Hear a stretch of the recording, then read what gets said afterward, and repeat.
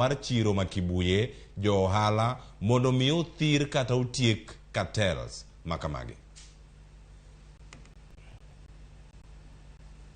Hello?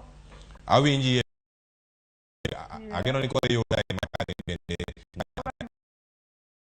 cartels gi inyalo tiek gi yo to koko ni ang'e koko selero malo kom tiek cartels gi e yo mane. Erokamano sab jakom. Gimomiyo nadwaro kom ne en wach cartels.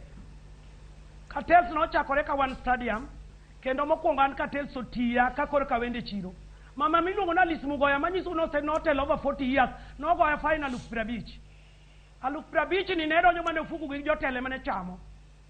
Nigo ji fine kawacho maki tigo i fine kidwaro stall ting'iewo stall bei matek nikech stondegi jo count nus mar jo officials ma county government mane nigi stall to gi cartels gi. Koro jo ohala ne rent mana utegi.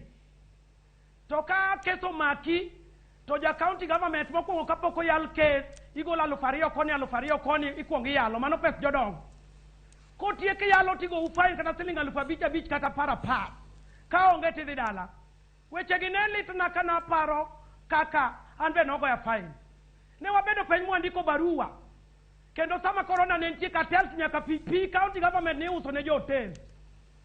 Kendo weche gi ne litwa mane wandiko barua mwatene county government mane giwinjo wachwa ma leadership mane nitie korka food staff no gol. Cartels ni ema nomiyo adonje kom. Ka jo hali nyanyasa to kidwaro kami use tigolo $8,000 $10,000.